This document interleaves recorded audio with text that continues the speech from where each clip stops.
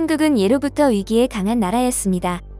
역사적으로 대한민국의 위기가 닥쳤을 때마다 우리 민족은 똘똘 뭉쳐 어려움을 이겨냈죠.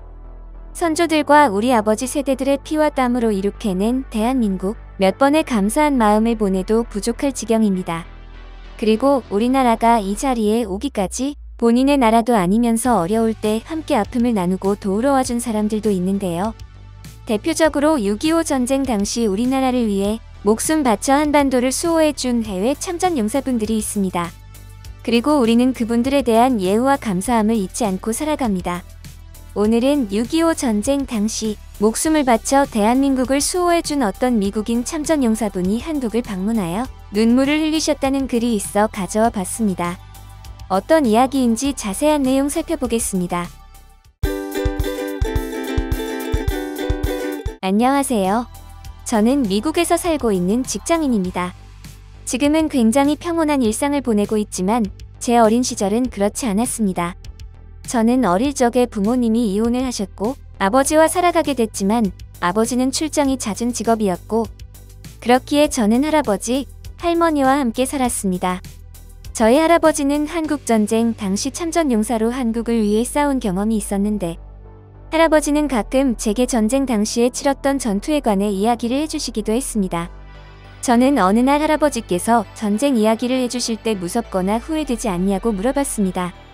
왜냐하면 그때 당시 저는 타국을 위해 목숨을 걸고 전쟁을 한다는 것이 이해가 되지 않기도 했으며 할아버지는 전쟁에서 옆구리 쪽에 총을 맞으셨는데 그때 당시 제대로 된 치료를 받을 수 없는 상황이었고 결국 몸에 박힌 총알을 빼내지 못하고 출혈을 잡은 후 봉합만 하였다고 들었거든요. 하지만 제가 질문을 한 후 할아버지께서 웃으시면서 해준 대답은 저에겐 정말 충격적이었습니다. 할아버지는 오히려 한국의 자유의지를 위해 싸운 것이 자랑스럽다고 말씀해 주신 건데요. 이어서 전쟁 당시 한국인들과 말은 안 통했지만 한국군이 어려운 상황에서도 보여준 용기와 전우애는 굉장했다고 하셨습니다. 그리고 할아버지는 늘 죽기 전에 할아버지께서 지켜낸 대한민국을 다시 한번 보고 싶다고 하셨습니다.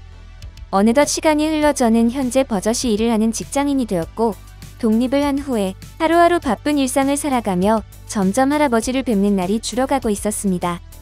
하지만 어느 날 여느 때처럼 바쁜 일상을 보내는 와중 할머니의 연락을 받았고 저는 깜짝 놀랄 수밖에 없었습니다. 언제까지나 건강하실 줄 알았던 할아버지께서 얼마 전부터 옆구리에 극심한 통증을 겪고 있다고 연락을 받은 것인데요. 그 소식을 듣자마자 저는 할아버지의 치료를 위해 여러 방면으로 알아봤지만 치료비를 듣고는 절망할 수밖에 없었죠. 제가 벌어들이는 수입으로는 감당할 수 없는 금액이었거든요. 저는 낙담했고 할아버지는 그런 저를 보고는 그렇게 걱정할 것 없다. 나는 살 날이 얼마 남지 않은 사람이니 날 위해 그렇게 큰 돈을 지불할 필요는 없다며 저를 위로해 주셨지만 저는 죄책감을 떨쳐낼 수 없었습니다. 그렇게 할아버지를 위해 뭔가를 할 수 없어 우울한 나날을 보내던 어느 날 문득 할아버지께서 죽기 전에 한국을 보고 싶다고 하신 말씀이 떠올랐습니다. 치료비를 낼 순 없지만 할아버지께서 돌아가시기 전에 소원을 이뤄드리고 싶었던 저는 휴직을 하고 할아버지 할머니와 함께 한국 여행을 준비했습니다. 여행 준비를 마치고 여행 기간이 길진 않지만 한국으로 가는 비행기에 몸을 싣고 옆자리에 앉으신 할아버지를 보니 표정이 정말 밝아 보이셨어요. 긴 시간 비행을 마치고 한국 인천공항에 도착했을 때 할아버지는 굉장히 놀라워하셨습니다. 한국이 경제 대국이 됐다고는 들었지만 이 정도일 줄은 몰랐다며 연신 감탄만 늘어놓으셨죠.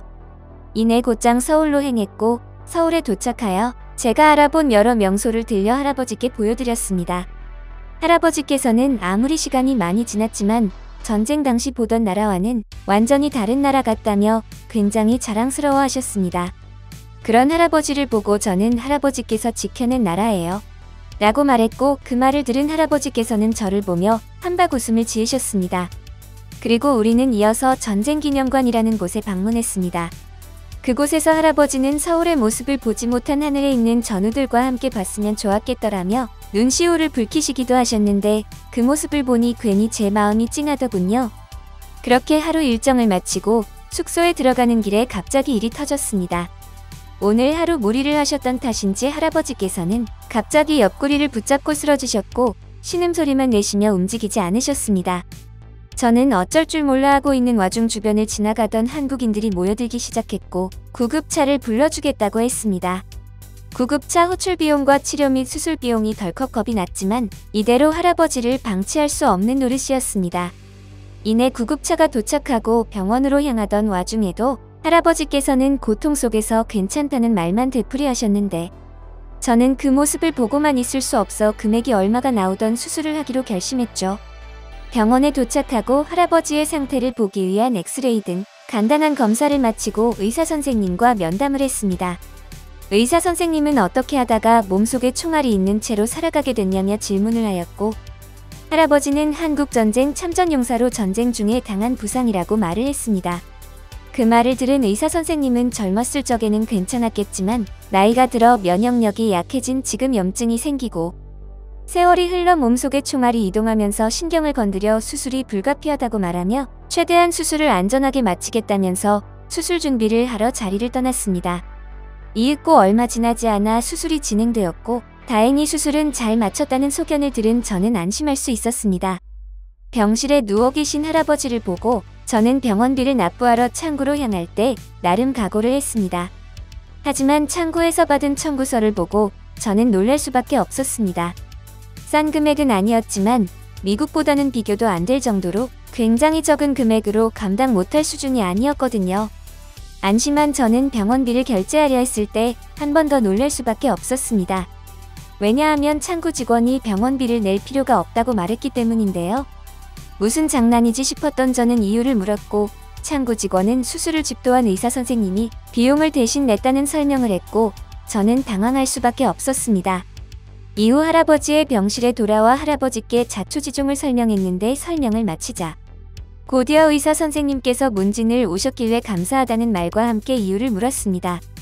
의사 선생님께서는 한국을 위해 싸워주신 영웅을 위해 치료할 수 있어서 영광이었고 본인이 이렇게 의사가 될 수 있었던 것도 할아버지 덕분이라며 늦게나마 한국이 진 빚을 갚을 수 있게 해주셔서 감사하다.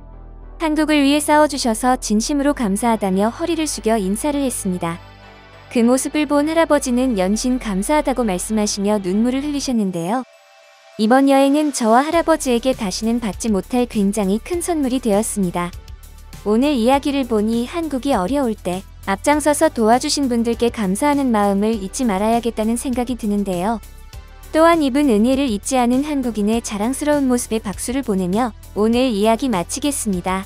이번 영상은 여기까지입니다. 구독과 좋아요, 알람 설정 부탁드립니다. 앞으로 더 좋은 영상으로 찾아뵙도록 하겠습니다. 감사합니다.